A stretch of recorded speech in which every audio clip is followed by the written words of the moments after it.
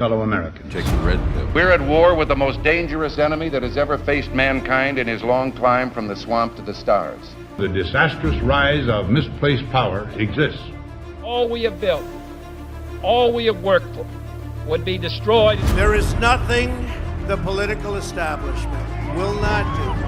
And this nation will not be fully free until all its citizens are free. Our arms must be mighty, ready for instant action, These criminals cannot be rewarded. so that no potential aggressor may be tempted to risk his own destruction. There is a point beyond which they must not advance. They're coming after you, and I'm just standing in their way. Here I am. You and I have a rendezvous with destiny. The cost of freedom is always high. Those who had the most to lose did the least to prevent its happening. Our movement is about replacing a failed and corrupt political establishment. Well, I think it's time we ask ourselves if we still know the freedoms that were intended for us by the Founding Fathers. This is a crusade! This is a holy war against the deep state! We never wanted to be right, but yet things are all adding up to the firestorm.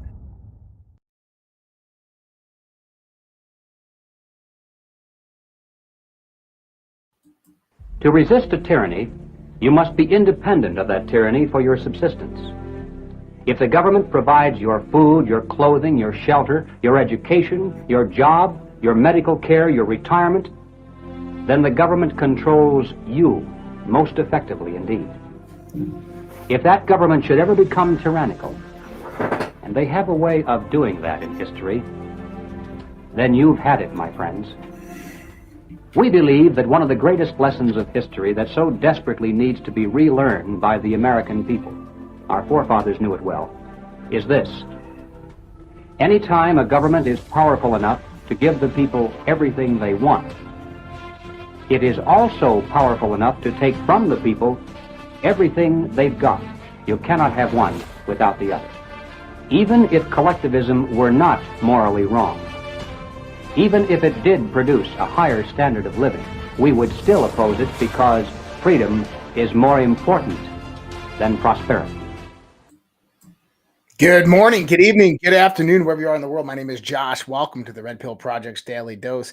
We are live with you Monday through Thursday, 8:30 p.m. Eastern Daylight Time. This is where we bring you that unfolding global conspiracy, and a conspiracy it is. And if you didn't realize, that young gentleman from the 1950s who is on your TV screen right there is a very young G. Edward Griffin. And hats off to you, my friend. He's still alive, kicking. I had the pleasure of interviewing him on a show a long time ago about exactly that topic, collectivism, about altruism, and a very outspoken individual, and done a lot to wake people up over the years. And let's get rocking and rolling. It is Monday, and it's a crazy time, man. Wow. It's been an interesting weekend watching things develop and unfold the way they have been. And it is at that point in time where I can honestly say that we are in the firestorm. It is happening. It is not only happening, it is apparent. And I'm not the only one talking about it now. For 4 years, since November 2020, my former co-host, my brother Jason, and I sat here and talked about these events, of how they would unfold, of how the deep state and the international global cabal would orchestrate their takeover of the world. And it's happening right now. And in a sense, it's kind of surreal. And in another sense, you know, you feel this invigoration within inside you, telling you that we must resist tyranny at all costs, that we must stand up for what is right. We must stand up for what we believe in. We must stand up for what we love, and we must protect this world. We must protect this earth. We must protect our country and the United States Constitution against the powers that wish to enslave us. You know, I named this show Blessed Are the Peacemakers. And there's a reason I did that tonight, and that's Matthew 5:9. Jesus teaches us that the blessed are the peacemakers, for they shall be called the children of God. So what is a peacemaker? It's not just someone who maintains the status quo or keeps the peace without conflict. Rather, they are individuals who actively work towards the reconciliation of harmony between others, often at personal cost. This requires a deep sense of inner peace stemming from the relationship with God as described in Romans 5:1. So, blessed are the peacekeepers. Blessed are the peacemakers. And Donald Trump did something this last weekend that nobody in the mainstream media, nobody on the Twitterverse even caught. And I'm going to talk about that here in a little while. I'm going to tell you why he is the epitome of a peacemaker. But the first thing that we have to do is we have to watch a short educational video pertaining to the NATO peacekeepers. This is educational information so that you out there can be informed of various different decisions that you might have to make in the sense of helmet you wear or vest that you wear when it comes to what other various militaries or armies or police are wearing around the world. So if you're out there choosing a new helmet or something like that for your tactical outgear, just listen to this video. It's going to give you a little bit of knowledge here. This is a United Nations peacekeeping helmet. It's constructed out of level 3A plus armor. That will effectively stop all handgun rounds up to 44 Magnum, including 12-gauge shotgun. What it will not stop is 5.56 and pretty much every North American hunting round known to man. Act accordingly. All right. Well, there you had it. I mean, if you're going to go out there and purchase a new helmet, just make sure that it is a level 4 or above. Don't buy that level 3 shit. I don't even know if they make level 4 helmets, but just tip of advice out there for you, because you never know when a war is going to break out in your own country or when you're going to get sent to war, especially with the world on the way it is right now on the verge of massive, massive conflict. So Kamala, I don't want to be corrected by liberals out there, had a lot to say this last weekend pertaining to IVF treatments, but more particularly about how Republicans want to take away the right to start a family. And I was appalled by this because, Republicans throughout history, at least the last 50 years, have been the cornerstone and bedrock of keeping the nuclear family together, of being the ones that try to sustain that moral and ethical basis that occurs within the household, of which a family can rise up and be successful and thrive within the world. And so these words by Kamala Harris are just, nothing but propaganda and bullshit. But listen to this. And on that last point, you probably saw this week, for the second time, Republicans in the United States Senate blocked a bill that would protect access to IVF treatment. Now consider, among the multitude of ironies, the fact that on the one hand, these extremists want to tell women they don't have the freedom to end an unwanted pregnancy. And on the other hand, these extremists are telling women and their partners they don't have the freedom to start a family. Okay. Now, did you notice the choice of words that Kamala used there? She said extremists.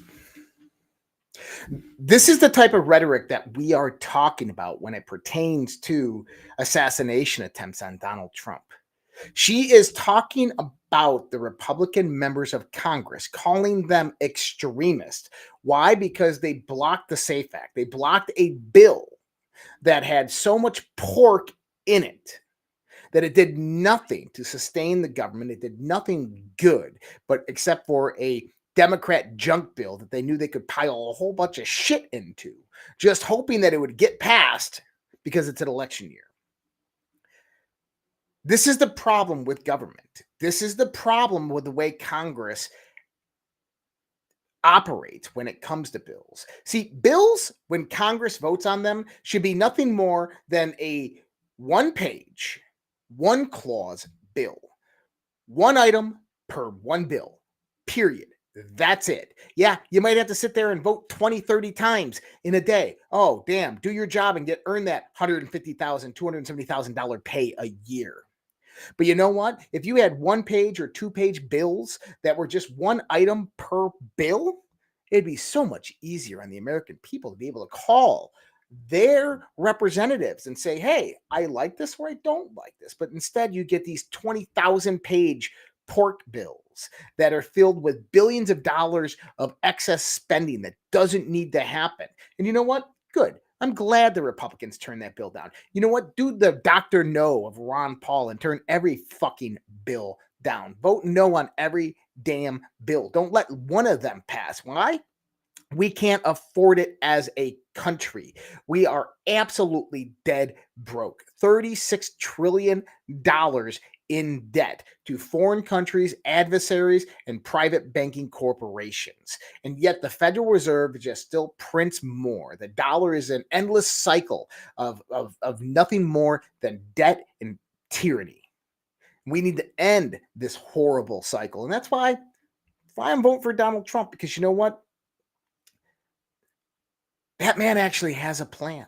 He gets up there. He talks about a plan. He's the one in 2016 that came in, had a plan, initiated the plan, got stopped by Congress multiple damn times, yet still was able to find workarounds through executive orders or through military funding bills to get certain things in there. He's a man that actually worked for the people for the first time in 60 fucking years in this country. I'm tired. You know what?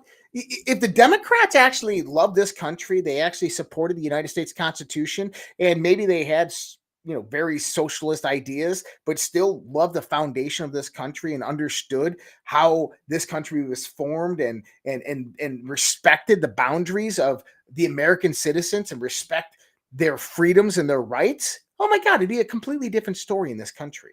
I wouldn't support them, but it'd be a completely different story in this country. We need politicians that can work together to make a better future for you, me, and our children and our grandchildren. And that's what I'm voting for in 2024. And no, I'm not throwing up an RNC freaking pledge that give money. Fuck that. Politicians have enough money. You don't need to give them shit. Yeah, Kamala Harris is taking in billions of dollars. How? Because 3 to 5 billionaires keep giving it to her, distributed through Act Blue and hundreds of thousands of donors who don't even know they're donating. It's a fucking scam. That shit needs to be turned down. Now, Kamala, if you didn't see this weekend, came through and basically said, CNN is going to have a debate. I accept the debate. I will be there. This is after last week and the week before, Donald Trump stated, no more debates. I'm done. We had two, one with Biden, one with you. They both went horrible for you. The last one, MSNBC or ABC, absolutely screwed it up. Not only that, they targeted Donald Trump. They were incredibly biased. And Donald Trump says, no more debates. So what happens? CNN goes out there, schedules a fucking debate. Kamala's, I accept. Donald Trump says, no more debates. Then Kamala's like, well, look at that. He doesn't want to debate because he lost and he doesn't want to lose another one. Let's rationalize this for a second. A race occurs where there's a winner and a loser. The winner says, no more races. You lost and it's final. The loser goes ahead and sets up another race and is invited the winner. The winner then declines and says, no more races. You lost the only chance you had. The loser decides to announce they are the winner of the second race because the winner of the first race declined. This is the level of insanity we are dealing with. And if you don't believe me, it's right there. Donald Trump just announced he's refusing to show up to the second debate. That's a Kamala win. What? That's absolute absurdity. That is the level of insanity we are dealing with these people. Now, here's the thing. As many Democrats, as we've seen, have realized this. Back in the day, we used to talk about coming to the precipice moment where that critical juncture is reached to where the tipping point overflows and we begin to see that Donald Trump cannot lose because it's not just a majority, it's an overwhelming majority. It's moderates, it's independents, it's Democrats, it's liberals that are voting for him. The Michigan mayor of an only Muslim majority city has endorsed Donald Trump, and he's a Democrat. Amir Jalib, Democrat mayor of Hamtramck, Michigan. President Trump and I may not agree on everything, but I know he is a man of principles.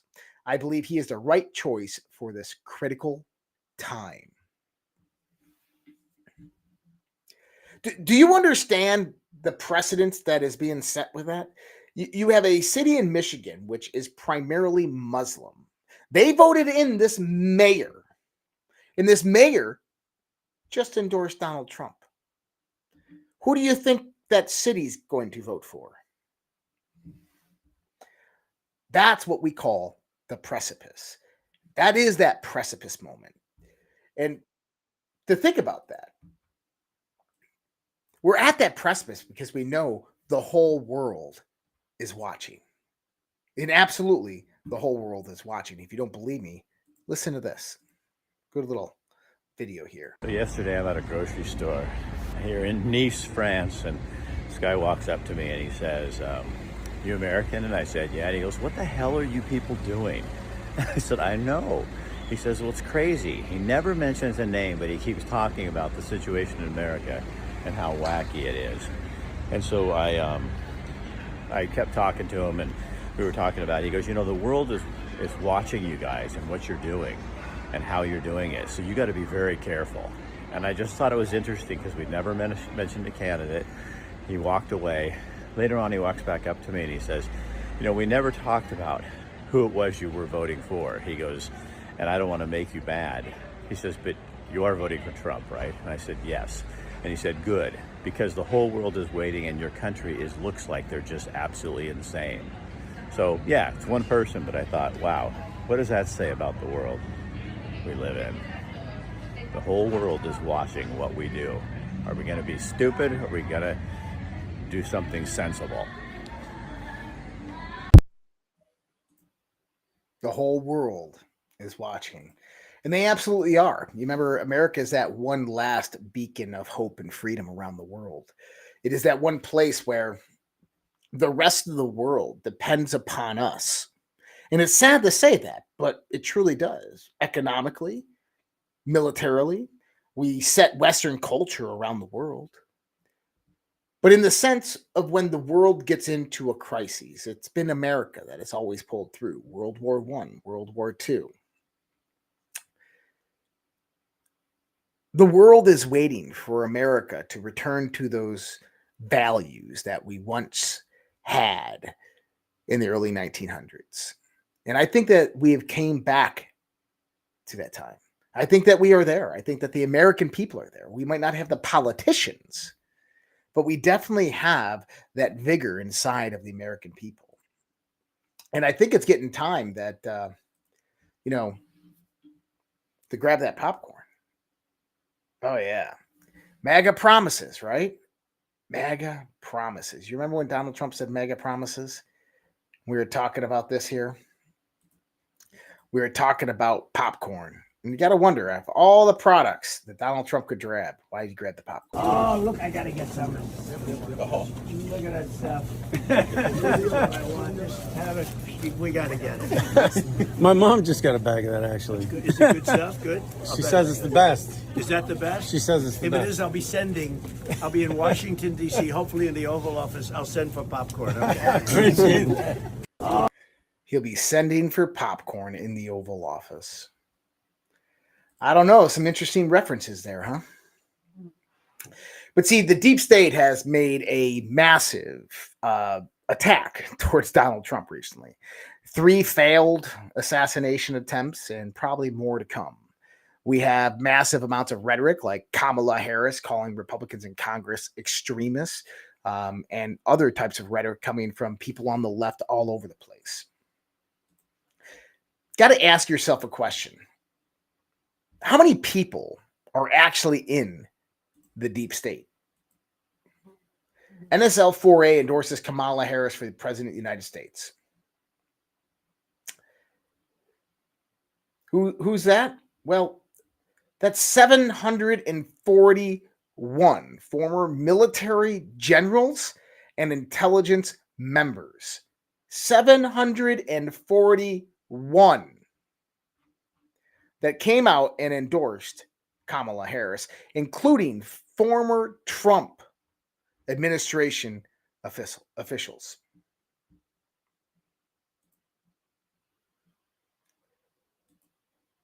That right there should tell you just how big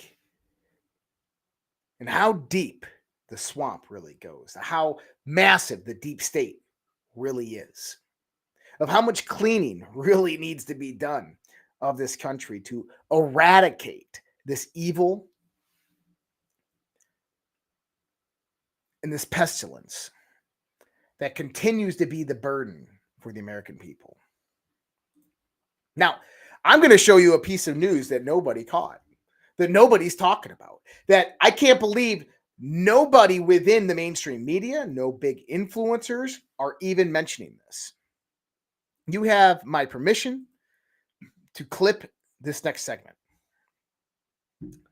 Donald Trump on 9/22. It was great seeing my friends, His Highness Sheikh Tamim bin Hamad Al Thani, Emir of Qatar, and His Excellency Sheikh Mohammed bin Abdulrahman bin Jasmine Al Thani, Prime Minister of Qatar, at Mar-a-Lago in Palm Beach, Florida.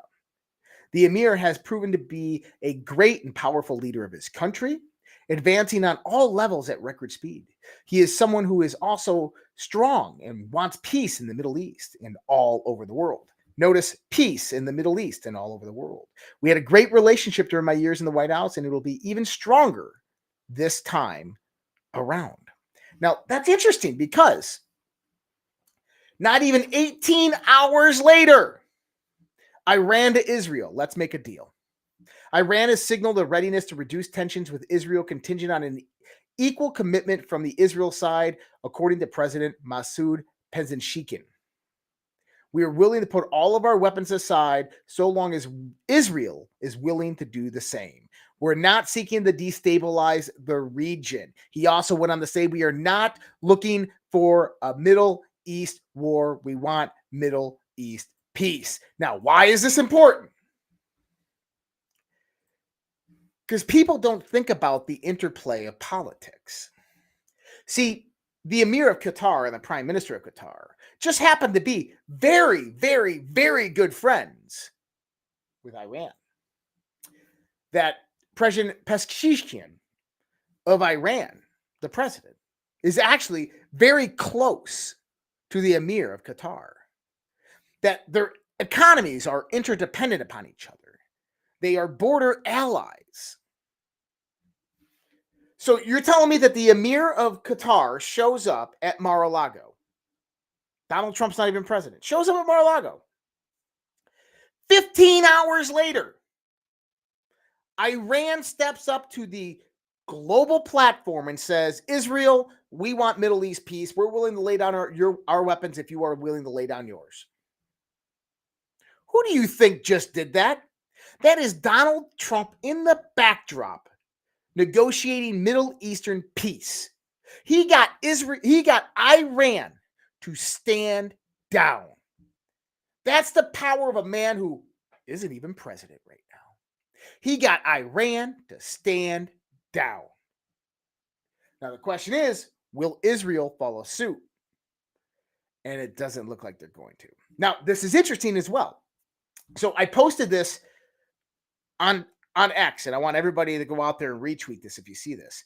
Yesterday, Trump met with the Emir and Prime Minister of Qatar at Mar-a-Lago. Today, Iran comes out publicly asking Israel to make a deal for peace. Qatar and Iran are economic allies and hold close diplomatic relationships. Did a proxy peace deal just got made? Did Trump single-handedly end the Middle Eastern conflict? Now, many will claim that this is a FARA violation for Trump. But if it goes as far to speculate this, Biden will say that he asked Trump to do it. And we got it from a good source that meeting had full knowledge of Jill Biden. The Biden administration right now, Blinken, everybody's trying to calm down the Middle East. Now, I think that there is something going on a little deeper than this, of what's going on with Hezbollah, of why Israel is massively annihilating anything that is Hezbollah related, even civilian compounds which house Hezbollah munitions. Now, China today has came out and urged its citizens in Israel to leave as soon as possible. The United Nations has issued a Middle Eastern-wide alert for all ambassadors and representatives in the United Nations to leave Lebanon, Israel, and the Middle East. We are on the prelude of war of what is going on there. Now, I will talk in a second more about what I think is actually happening there. Why I think Israel is targeting Hezbollah massively. And it has a lot to do with Donald Trump. And it has a lot to do with information that we've learned over the last few days and few weeks. First, though, do you know how scared they are of us? Do you understand how scared the international global cabal, the deep state, is of us? This is a video, but I think it's important to bring out there because I think that it's like a Batman call sign, showing what they truly are afraid of. This is Yuval Noah Harari of the World Economic Forum. Listen to what he says here. About the next US presidential race in 2024 and try to imagine the impact of the new AI tools that can mass produce political manifestos, fake news stories, and even holy scriptures for new cults. In recent years, the politically influential QAnon cult has formed around anonymous online texts known as Q-drops. Now, followers of this cult, which are millions now in the US and the rest of the world, collected, revered, and interpreted these Q-drops as some kind of new scriptures, as a sacred text. Now, to the best of our knowledge, all previous Q-drops were composed by human beings, and bots only helped to disseminate these texts online. But in future, we might see the first cults and religions in history whose revered texts were written by a non-human intelligence. And notice how he says non-human intelligence. He doesn't say artificial intelligence. He says a non-human intelligence. Of course, religions throughout history claimed that their holy books were written by a non-human intelligence. This was never true before. This could become true very, very quickly. So I want you to understand something. There's 2 points to this video. Number 1 point is that an anonymous source on the internet can take the world by storm and wake up entire generations of people to the lies, the deceit, the tyranny, the oppression that are going on in the world. It can get them to the point to where they begin following breadcrumbs and rabbit holes and researching various different topics and disseminating that information the best that they can and collaborating at times to try to lift the veil and get a glimpse of the truth. Since 2017, the current date, that's what we've done here, and that's what many other podcasters, influencers, and researchers have done throughout the world, is we've lifted the veil so that we could get a glimpse at the truth. But in the process of that, what we did is we took back the idea of information. We took back the domain of information. We redefined how people consume and understand information. It is no longer a psychological warfare campaign propagated by social media conglomerates and the mainstream media and various different intelligence agencies, but instead it is information that is completely open and free and open to interpretation from anybody with 2 eyes and a computer or a cell phone. Information was meant to be free. Information was meant to be in the place where people have the ability to validate first, second, third hand, to research, dig into topics and discover new ideas and different understandings of whatever base of knowledge that is. We have returned back to that point. At the end here, I'll talk about some conversations that I'm watching and joining in on X.com that really mark this. But on the other side of the house, you've all know Harari states that non-human intelligence could potentially write the next scriptures, which forms the next cults. You got to remember, these people are in a cult themselves. And everything they say and do is a level of projection. I'll leave that one for your own interpretation. But on the other side note is that they are deathly afraid of another anonymous source hitting the internet, taking it by storm, and leading people to overthrow their global order. Deathly afraid. It's where the bat symbol goes up and spreads the big 17th letter out there. I think, by the way, I will say this. I know we're on YT. You will see the return of 17. I'm telling you, I would give it a few weeks. You'll see the return of 17. Right before the election, baby. Probably next month. You're going to see the return of 17. I'm telling you. So why is Russia the enemy? It all comes down to energy. At the end of the day, energy is the one resource on the planet that makes tomorrow possible. Control of that resource is an even greater power. He who controls the energy controls the people. Every aspect of your daily life is dominated by this one resource. That is why Russia is the bad guy. This is a visual representation of natural gas reserves within the world. Check this out.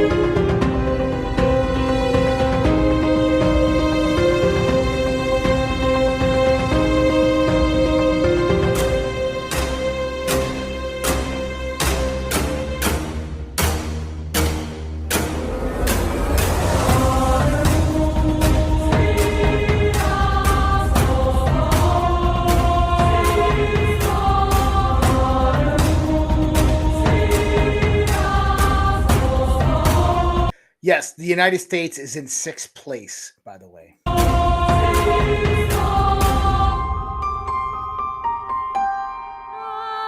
Turkmenistan.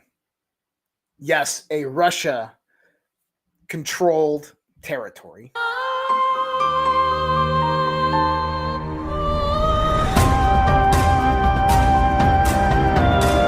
BRICS nation, Saudi Arabia.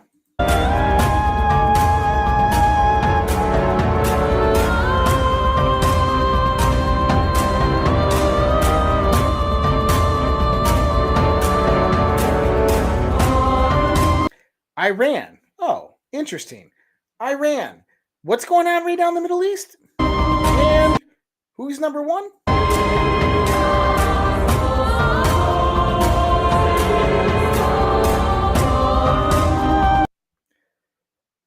That's why there are two proxy wars going on in the world right now. One in the Middle East against Iran and the other in Eastern Europe against Russia.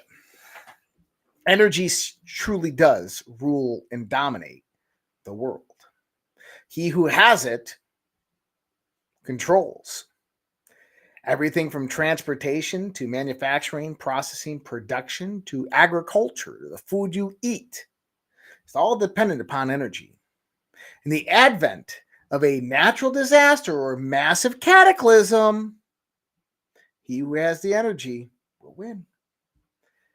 And I think that we understand that the United States is not liking being a number 6 spot there. A Russian television channel loyal to Vladimir Putin has simulated a massive nuclear strike on London. And needless to say, the consequences would be absolutely devastating. A nuclear weapon explodes over London. In this documentary, we explore the devastating consequences of this catastrophe. In the simulation, we will use a warhead with a yield of 750 kilotons. That's a pretty powerful charge. Upon detonation, a fireball as hot as the sun rapidly expands, reaching a radius of 950 meters, 1,039 yards. Anything trapped inside this fireball is instantly vaporized. In our simulation, the epicenter of the explosion is at Westminster. People within that radius won't even feel anything because the nerve impulse transmission speed is slower. Within 5 kilometers, 3 miles of the epicenter, the blast radius city of London, Camden Town, Kensington, Brixton, and other areas will receive the most destruction. Buildings will be destroyed and debris will fall into the streets, creating extremely dangerous conditions for everyone in the vicinity. I will play the video. But understand that Russia, and I don't care what people say, I'm not a sympathizer or anything like that, is not fucking around. Upon detonation, a fireball as hot as the sun rapidly expands, reaching a radius of 950 meters. Anything trapped inside this fireball is instantly vaporized. In our simulation, the epicenter of the explosion is at Westminster. People within that radius won't even feel anything because the nerve impulse transmission speed is slower. Within 5 kilometers of the epicenter, the blast radius. City of London, Camden Town, Kensington, Brixton. These areas will receive the most destruction. Buildings will be destroyed and debris will fill the streets, creating extremely dangerous conditions for everyone in the vicinity. Given the population density in central London, the initial death toll could exceed 250,000 people and around 600,000 injured. Within a radius of 10 kilometers, the radiation will cause third-degree burns. Within that radius, anything that can burn will catch fire. Gas stations, automobiles, power substations, gas infrastructure. Explosive facilities will explode and amplify the effect of the devastation over a huge area, including areas from Camden to Greenwich and Islington to Wandsworth. According to various estimates, a further 450,000 people will die from burns, debris injuries, or radiation sickness, and over 1 million will be traumatized. Many of these injuries could prove fatal over the next days and weeks. Radiation sickness in particular will take lives days and weeks later. In time, about 100,000 more will be added to the death toll. Within an 18-kilometer radius of the blast, the shock wave will be enough to shatter windows, causing additional casualties to people who come to the windows when they see the nuclear blast. The shock wave will reach Hounslow, Edgware, and Enfield. Depending on the wind, the fallout could spread well beyond the immediate blast zone, potentially affecting areas up to 5 to 10 kilometers away, causing damage even in regions such as Essex or Surrey. The estimated casualties in the event of a 750 kiloton nuclear bomb exploding in London would be about 850,000 people dead and about 2 million injured. If the explosion were to occur on the ground rather than in the air, the fallout map would be greatly expanded, and the radioactive fallout could even reach Manchester, infecting people, land, and animals. The problem with a nuclear explosion in London is also that London is essentially not designed to survive such a disaster. 11 of London's 20 major hospitals would be within the blast. The remaining hospitals would be physically unable to cope with the number of victims. Many people are still alive under the rubble of the buildings, suffering burns, but no one will be able to help them. Since the creation of nuclear weapons less than 100 years ago, there have been more than 20 incidents where a nuclear-armed country was one step away from a nuclear catastrophe. You can easily find these statistics on Wikipedia. I will attach a link to this article in the description of the video. I want to call everyone to action. Nuclear weapons are a real threat to our future. Give this video a like and share it so that as many people as possible can learn about its consequences. Now, that is Russian propaganda. 100% Russian propaganda. That is Russia urging the Western world, stop.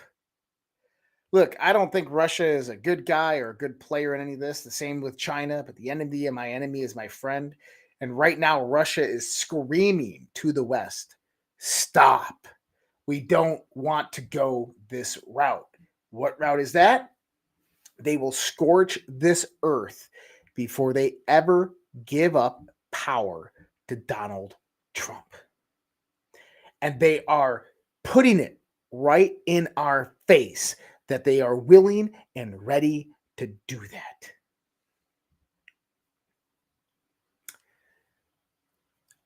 Last week, Israel made a series of attacks, starting with the Patriot attacks on members of Hezbollah. We broke that down, talking about how those were directed energy weapons that were utilized. There's no way that a 15-year op is going to be, it's fucking ludicrous to think of that. It's funny that we got even experts in the fields coming forth, military, so forth, saying, yep, definitely directed energy weapons. Immediately after, a few days after, September 20th, Israel launched F-35 planes, and it fired several missiles at a building where high-ranking Palestinian and Hezbollah terrorists were meeting. Reportedly, at least 15 were killed amongst Hezbollah's number 2, Ibrahim Akil. So after this, they kill Hezbollah's number 2. Soon after, Hezbollah announces the death of Sajid and Karbala. These are other 2 massive leaders within Hezbollah. Isn't this interesting? I looked on Twitter last week. I was the only one saying it. I said, does anybody realize that the reason that they did the pager attack, the way they did it, was to identify high members of Hezbollah? They scrambled their communication. They injured a whole thwart of them. They are able to track every single person that goes in and out of a hospital. They get to track all the movements when people start centralizing. They get to track new phones that go online, and they follow that. And they followed it and took an F-35 and dropped some fucking missiles and killed number 2 of Hezbollah plus 15 others. That's exactly why they did it. But nobody seems to be looking at that tactical scope of it. This weekend, after all of that happened, Israel launched another attack in Lebanon. I want you to watch this video, and I want you to watch it carefully.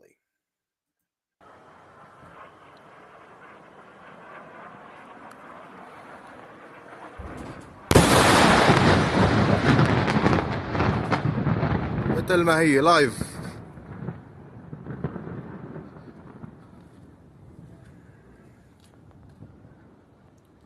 Now, we're meant to believe that that is just a bunker buster bomb. I want you to see something here. Number 1, flash. First thing you see with this, flash, and then watch the screen and you're going to see it. You see that shockwave right there? That is a massive heat pulse that's evaporating moisture in the air as that is expanding outward, okay? Now, I know there's a lot of speculation this week. Whoa, Israel used a tactical nuclear weapon. Guys, is someone who understands military munitions, bombs, missiles, As somebody who's watched that video hundreds of times and went out there to find comparable videos with MOPS or MOABs or FOPs, there isn't one. There isn't one. That's a tactical nuclear weapon. I am not shitting you. In my best opinion, not expert advice, best opinion, that is a tactical nuke dialed down to just a few square blocks. That's some serious firepower that was just launched out there. And nobody in the world is talking about it because nobody in the Western world wants to talk about it. But notice, after that is when the emir of Qatar lands in Mar-a-Lago. We need to do something about the Middle East. The next day, Iran comes up and says, we don't want war. Because Israel just showed that they're willing and able and ready to use tactical nukes when they want. That was a fucking tactical nuke, people. Immediately after all of this, large-scale rocket attacks began on Israel. The Iron Dome went into force. And right now it stands that war is most likely going to break out in the Middle East. That Israel is not stopping. Israel is going to continue this onslaught on Hezbollah. Now, why? Last week, Matt Gaetz came out and publicly announced that a senior high-ranking official in the Department of Homeland Security came to him and told him that there are currently 5 teams operating, sleeper cells operating in the United States of America that wish to assassinate Donald Trump. 3 of them are supported by foreign adversaries, including Iran and Pakistan and Ukraine. The Iranian ones we've known about for a long time. They're known as Hezbollah Unit 910. They were trained by the Iranian Revolutionary Guard. They came over the border in troves. Tom Bensman has testified in Congress as early as September 2023 pertaining to this exact situation about how they had records of Hezbollah-affiliated networks coming over the border in thousands and being given free passage into American cities.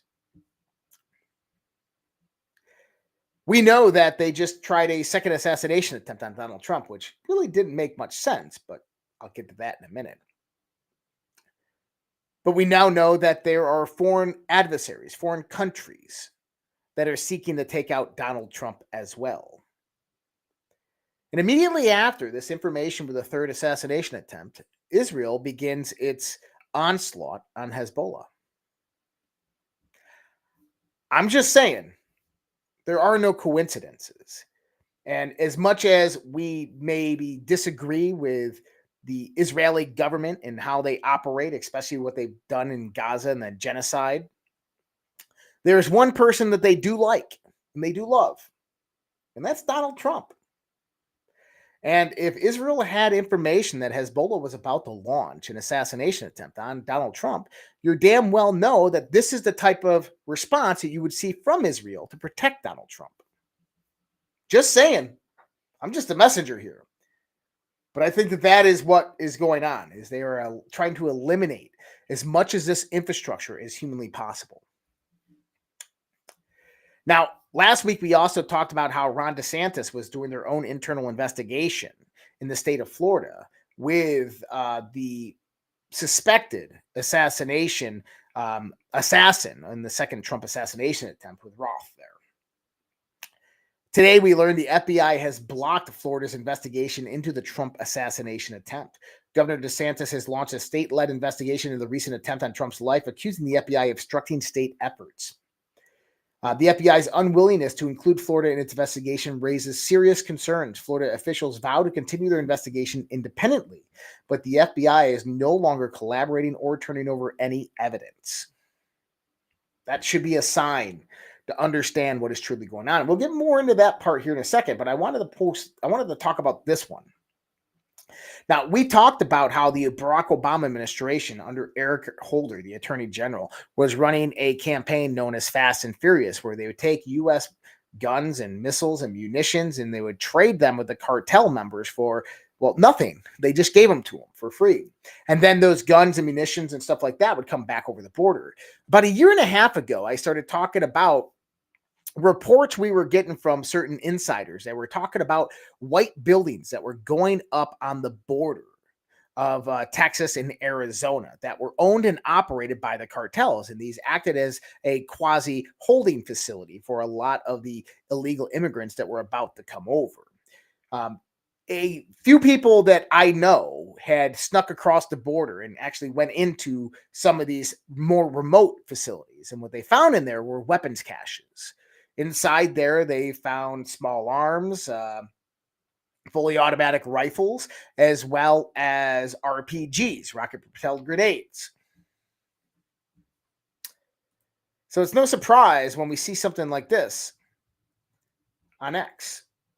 Allie Bradley reports here, 4 RPGs and 8 IEDs along with large amounts of ammo discovered in a scout site in Mexico just across the Arizona border, which butts up against the Ajo area of operations within the Tucson sector.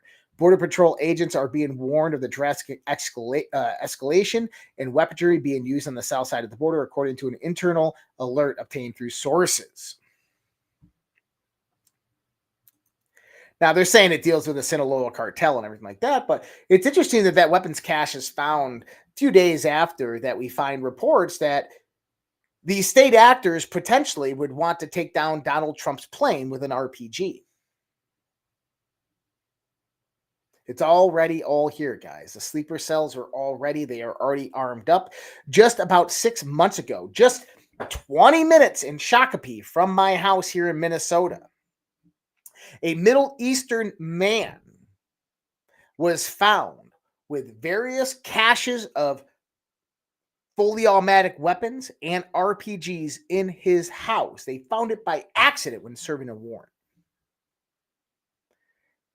That is what we're dealing with. The sleeper cells are already in place. They're just waiting for their go sign.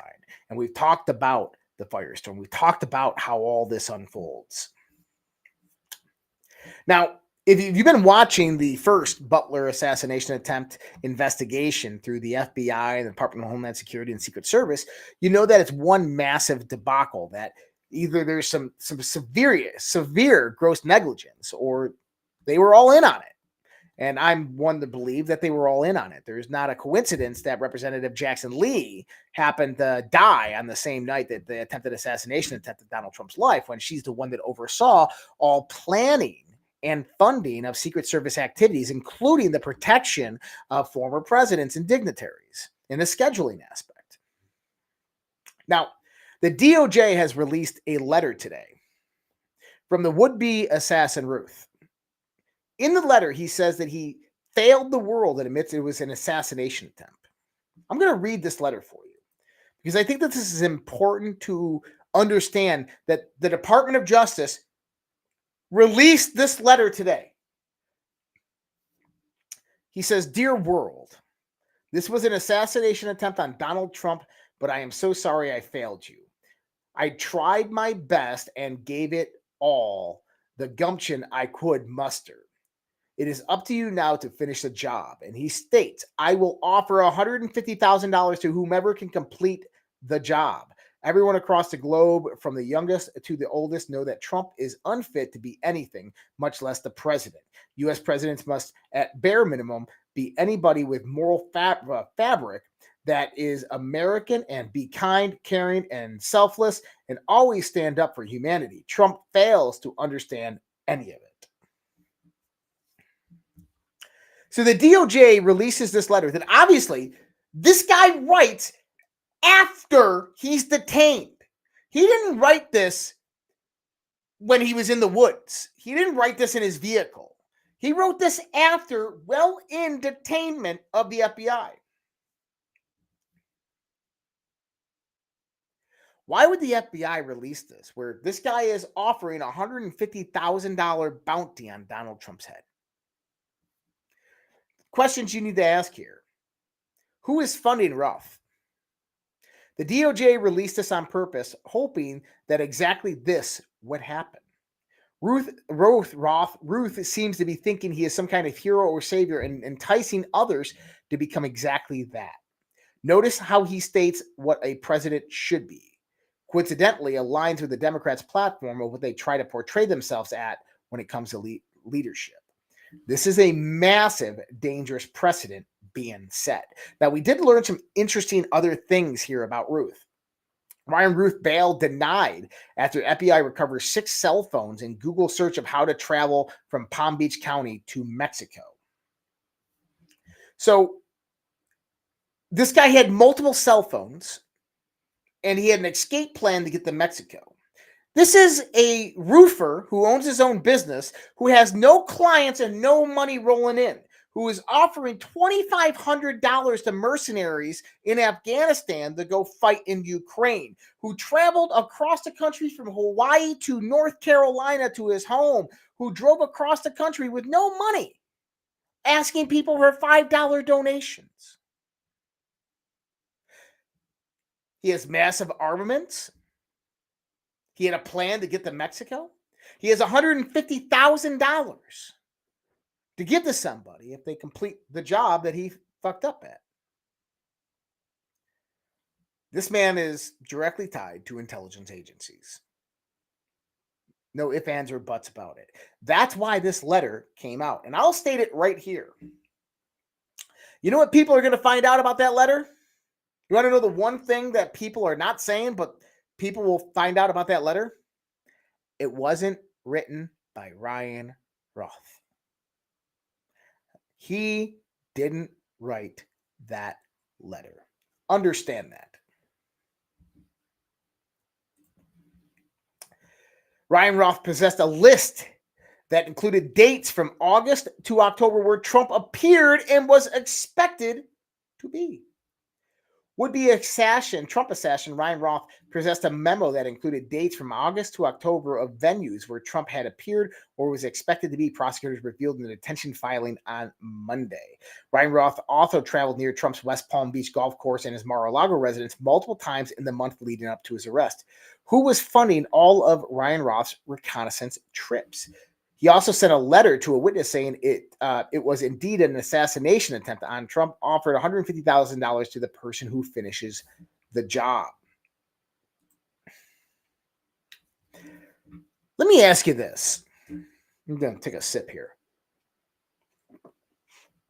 I'm just speculating here. What if we had it all wrong with the Trump assassination? The Trump assassination attempt doesn't make sense. First one, DHS after FBI are interfering with the investigation and Congress. We know there is multiple shooters. The body was cremated fast. The lack of news.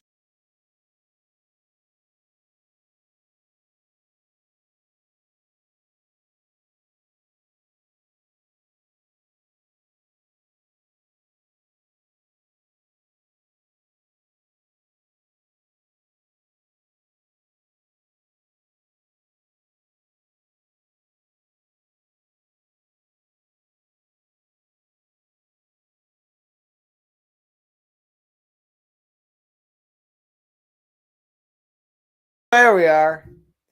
I guess they don't want me talking about these things. The second assassination attempt. FBI is interfering with the state of Florida. Shooter's apparent ability to hide under the radar, the shooter's background, the letter that just came out. I do believe the Patsy show we saw on July 14th was meant to be an actual assassination of Trump, but they missed. But you have to wrap your head around the dynamics of this. Some factions in the deep state and international global order approved the assassination of Donald Trump. This also means that they were ready and willing for the consequences of that decision. This is important because these people are not playing games and they don't do things spontaneously.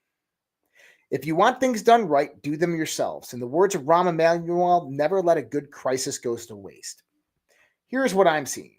Look here, not there. DOJ claims Iran hacked the Trump campaign approximately July 7th. Trump assassination attempt then occurs. DHS claims Iran has a plot to assassinate Trump approximately July 15th. Crooks, the patsy, has offshore bank accounts. Home is cleaned with a white glove. All records are wiped, etc. Offshore bank accounts seem to be the only thing that are trackable. Go figure. Yet, no info on them. Hint, they will be connected to Pakistan or Iran. Anonymous whistleblower coming forth and stating that the Secret Service, DHS, are either incompetent or in these attempts. Second patsy at Mar-a-Lago wrote in a book to have Iran assassinate Trump, then connected to Ukraine and the Azov CIA. Recent whistleblower to Matt Gaetz, 5 assassination teams in the U.S., 3 foreign, 2 domestic. Biden increased the security of the Trump to be equal as if he was actually president. That's important. 3 foreign have been stated to be Pakistan, Iran, and Ukraine. Remember the last patsy had a connection to 2 of those countries. What do we know? Tom Bensman has stated in congressional testimony that Hezbollah Unit 910, trained by the Iranian Revolutionary Guard with a special tactics group, has been coming over the U.S. border for years in the thousands. Deep state and international global order have multiple intentions, but primarily are to stop Trump and send a message to patriots and begin the reset.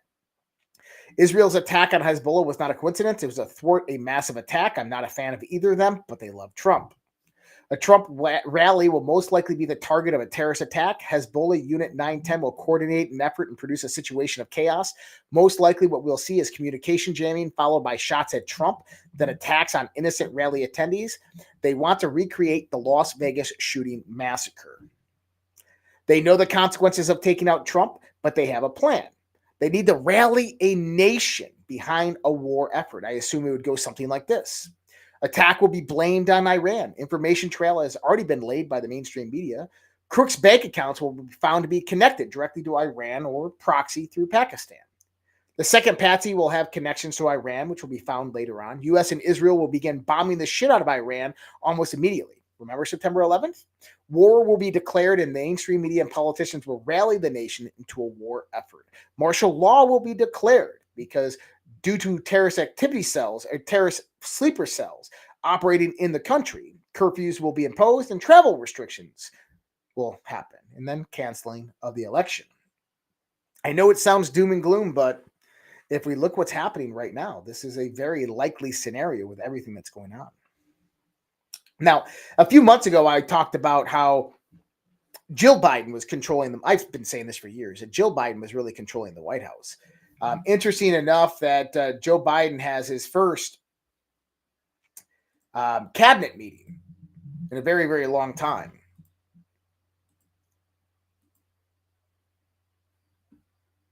And it's interesting because the stationery at the cabinet meeting shows Joe and Jill Biden's signature underneath the presidential seal. That's not right. But what does that signify? At least in my thoughts. Joe Biden was a controlled asset of China for a very long time under his first term, as well as Barack Obama and the deep state in the United States. Jill Biden, I think it is very well known, had probably called Donald Trump and made a deal. I've laid this out. It seems Joe Biden just gave Donald Trump full presidential Secret Service security. Think about that for a minute. Jill Biden is symbolizing that she's in control of the White House. That's what that symbol right there is about, because these people are all about symbolism. They're all about sending a message secretly, symbolically.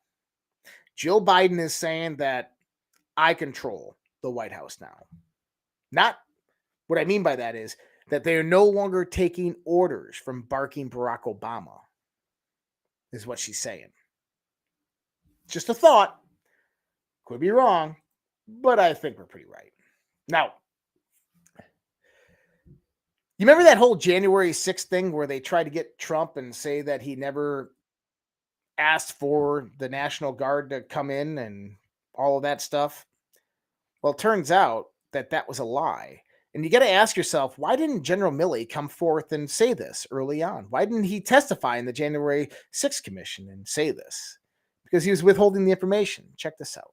Give us an update, because I understand we just broke some breaking news on the Blaze about the 3 hours and 19 minutes of the National Guard not coming to the Capitol, Right. Explain the story quickly and then give us the update. I'll give this as concisely as I can. We have been really fortunate to come into contact with some very high-ranking officials, not only within, Congress, the government, but also the Pentagon. And one of the most recent relationships that I've been able to develop and get really close to is former Assistant Secretary of the Army, Stacy Wardensky. And he was referred to me by a congressional aide and said, I think this guy might talk to you. And this is a guy that was not only 30 years in the Army, teaches at West Point, chief economist of the Pentagon, but managed an $80 billion Army budget over manpower as the Assistant Secretary of the Army. Wow. We're not talking about an unqualified, unexperienced, or a low level. Not a DEI hire. Right. Let's just say that. Okay. And so I've had dozens of calls with him, and then actually I've been able to meet with him in D.C. when we both happened to be there at the same time.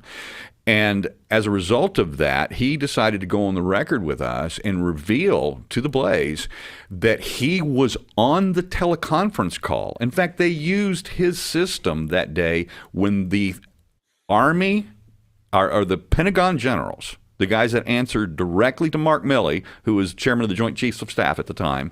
These were the 4-star and 3-star generals, were on the teleconference call with the National Guard commanders at the same time, discussing the deployment of the Guard after Capitol Police Chief Son was desperately trying to get them to come down and assist him at the Capitol. They're only blocks away. And they were ready. They were completely ready. Yeah. And this is what the Guard commanders were trying to convey, but the Pentagon pukes, the guys who answered directly to Milley, were saying, we're not so sure about the optics of this. So we originally thought that the phrase, we don't like the optics, came from Nancy Pelosi. And 3.5 years ago, the second story I ever wrote about January 6th, I was actually entitled Who Was Up the Chain on January 6th. And that's where I mentioned the optics quote and applied that because it came from her Sergeant at Arms of the House, Paul Irving, passed along to her. So we just assumed that it was Pelosi. No. It was passed along from these generals at the source at the Pentagon on this teleconference call, which Assistant Secretary Stacy Wardensky was on that call, and he laid it all out to us. And this is the first time ever in the history of the National Guard that there has been a problem in Washington, and they have not gone in to quell it. That's first time. That's exactly it. And there's so much detail. And, of course, we've got the article up on the Blaze right now. But then just an hour ago, Representative Loudermilk, Barry Loudermilk, who is the chairman of the Oversight Subcommittee, he dropped a bomb just an hour ago while we're getting ready and preparing for this interview right here. And he drops a list of transcripts related to the National Guard deployment. And we've heard, that Trump said that he wanted the Guard there, and we've heard Kash Patel say that and corroborate that. And there's been this back and forth argument. It's in writing now. Oh, my gosh. I want to read one quote, just one, from General Mark Milley, former chairman, Joint Chiefs of Staff, January 3rd, 21. The president just says, hey, look at this. There's going to be a large amount of protesters here on the 6th. Make sure that you have sufficient National Guard or soldiers to make sure it's a safe event. Oh, my gosh. Trump says, hey, I don't care if you use Guard or soldiers, active duty soldiers, do whatever you have to do. Just make sure it's safe. Boom. Mark Milley lied. He lied to the January 6th Commission. He never came forth with his testimony, as well as those documents are now coming out. Why? Well, it's all part of that drip, drip, flood, people. It's coming out at the right time. It's coming out right now because this is when it's most important. The people begin to see that Donald Trump is not this evil man, that he was justified in his actions on January 6th, that he was not trying to incite a violent riot. Why would he authorize the National Guard and want to keep it safe when he wanted to? It makes no sense. But see, that transcript couldn't have been released at that time. Now, here's the other problem. The January 6th Commission knew of this transcript and they willfully withheld it. Oh yeah. They knew of this transcript and they willfully withheld it. Now that should give you some room for thought right there of what's going to happen during the next Trump administration, of how much pain is really coming to the deep state. Excuse me. All right. New article. This is from Dr. William Makis on X. Fenbenzidol success story for patients sent home to die from esophageal cancer. Full recoveries people are finding. Now, I played the video a while back that shows that fenbenzidol, which kills funguses and viruses. And what happens is when people get cancer, funguses and viruses corrode around those areas of the tumors because the immune system is highly suppressed, which means that your immune system can't naturally fight those areas because it's being bombarded with other stuff. And so things like fenbenzidol and other types of drugs go out there and they fight that. Now, this is a peer-reviewed study for everybody out there on YouTube world. Peer-reviewed study by Dr. Dailene Martinez on October 23rd. So this for the YouTube world out there, I'm not, this is peer-reviewed shit we're talking about here. So there is clear evidence showing that fenbenzidol actually has a success story against helping cancer patients. You know what else has a success story about helping cancer patients? Over 220 peer-reviewed studies. Not only cancer patients, not only people with autoimmune conditions, but also your pets. Yeah, dogs, cats, horses, whatever you got. That's right. If you're interested in that part of it, redpills.tv/pets. redpills.tv/pets. You can check that out. You can get some products for your pets, the mesh puppies, the super sauce, whatever it is. Grab it for your animals. It's definitely going to help them. We got people that have been buying this for a year that absolutely love it and their pets love it. As well, if you want some for yourself, autoimmune conditions or whatever it might be, redpills.tv/mushroom. Really easy to remember, redpills.tv/mushroom. Now, the last part that I wanted to talk about here, this is kind of interesting. So we've all heard about what's going on with Luis Elizondo. He wrote his new book, Imminent, talking about his time at the DOD.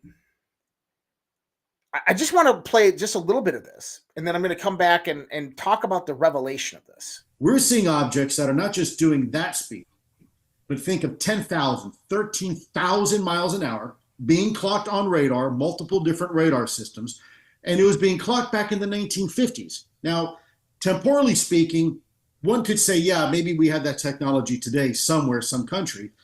But if you look where we were in the 1950s, temporally speaking, it just doesn't make sense. That would be like going into King Tut's tomb for the very first time, chiseling away that plaster wall, and all of a sudden seeing behind that wall a fully assembled 747 jet.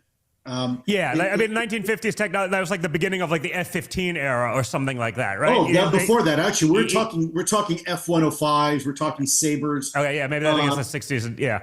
Because that's 50-year-old technology, yeah. I'm thinking 50 years, not 1950s, but yes, 100%. Yeah, so, we're talking about technology that we have been encountering over controlled U.S. airspace. So I didn't want to play this whole thing, but what I wanted to do is I wanted to point something out here for people. Don Jr. is in Donald Trump's inner circle. He's asked Donald Trump these questions before. He's had that interview on July 18th, 2020 with Donald Trump pertaining to Roswell and UFOs. He's going to be a critical part in Donald Trump's transition team. Not only that, of the White House administration. Think about that for a minute when it comes to the truth about UAPs and UFOs. We have the potential with Donald Trump to get to the bottom of it. Now, what I would love to see is the federal government or X platform or somebody come out there and begin a process of innovation and incentivizing innovation. Bringing like an X project or a government funded project out there to kind of pool all the resources we have in the world to develop these types of technologies. There's been a large call on X right now to make us an interplanetary civilization. And we could do it within the next 5 years if people just need to get their asses in gear. And so I put a few posts on X about this. If you can go to X at Real Joshua Reed, share those posts. It would be great. It helps me out. But I want to get this information out there as much as possible because we need these types of innovative projects because that's what's going to unite and bring humanity together. Guys, sorry that we had that little lag right there. I guess I was saying some stuff that they didn't want me to say. I was right over a topic there. We're going to be back with you tomorrow night with another episode of the Daily Dose. Hopefully, world peace does come, and hopefully the Middle East does not break out into all-out fucking war overnight, including what's happening in Eastern Europe. Hopefully we can have another day of peace in this world where the world is not at war. So, and get Donald Trump in the office and have a good election on November 5th and see January 20th come and Donald Trump get inaugurated. That'd be an amazing next 6 months. Much love, respect. God bless. Take care. Have a great night. We'll see you guys next time. Boone, that's impossible. Only try to realize the truth. What truth? There is no spoon.